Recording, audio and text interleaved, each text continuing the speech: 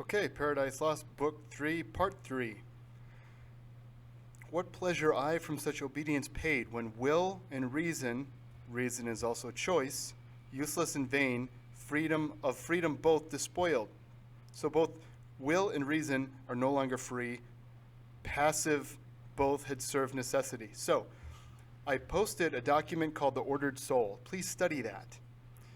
It breaks the soul into three parts: reason, will, and appetite. The reason is only free, the soul is only free when the reason is free, and the object of reason is truth. And it orders the will obeys the reason, and when the will is obedient to reason, it brings forth good actions. And together, reason and will rule the appetites, which is our biological, instinctual nature. Desire for food, sex, sleep, comfort, and things like that. So reason should be free, but it becomes passive. Passive means, like a passive verb. It's not doing the action, but receiving it. So they become enslaved, no longer free. And notice, Satan promises freedom to Adam and Eve. But in giving up their place in creation and trying to break free of that, paradoxically, they become enslaved. Again, very complicated. If you're confused, that's okay. Okay? They therefore, as to right belonged, so were created, nor can justly accuse their maker or their making or their fate, as if predestination overruled their will, disposed by absolute decree or high foreknowledge. They themselves decreed their own revolt, not I. So predestination on the previous page means God already knew it would happen. God already planned for it to happen. Does that mean that Adam and Eve are not free? It's really tricky. Because even though God knew they were going to do it, God planned for them to do it, they play a part in it because they use their free will to do what God already knew they were going to do, and some argue wanted them to do, so that God could bring forth more good. Foreknowledge had no influence on their fault, right? So I know my son really well.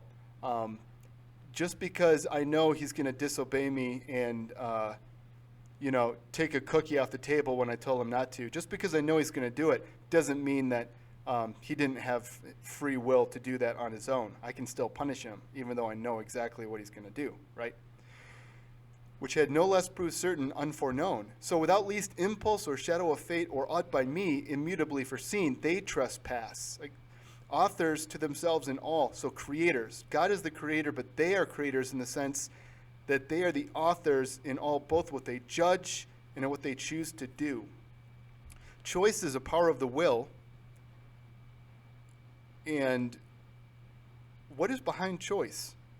Judgment. Judgment is a faculty of the reason. So it shows that they reason poorly, so they choose poorly. For so God says, I formed them free, and free they must remain till they enthrall or enslave themselves. Enthrall means enslave. And then God says, else I must change their nature and basically undo my own creation, which God will not do. Okay? I'm going to skip forward a little bit. Here, the Son of God is speaking. The Son of God speaks here, and then God replies, O Son, in whom my soul hath chief delight, Son of my bosom, Son, who art alone, my word, my wisdom, and effectual might. So we talked about this in class before. When God wants something done, God doesn't do it. God's intermediary, his agent, is his Son, the Son of God.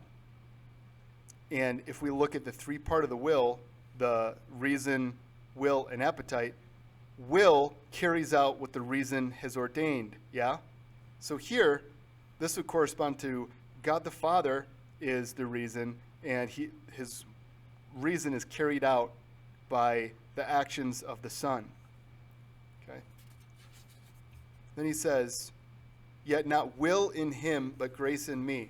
God the Father says, man shall not quite be lost, but saved who will. But this is an important point about free will. Yet not of will in him, but grace in me. Again, a lot of people reading the poem don't really like the way God the Father is presented because he sounds so self-righteous. But, if God is the source of righteousness, it is his very nature, then what would you expect? So if you don't like it, maybe the problem's with you. But the point is, man's will after the fall is already broken, and so it no longer works. It's only when God implants grace in man that they can be renewed.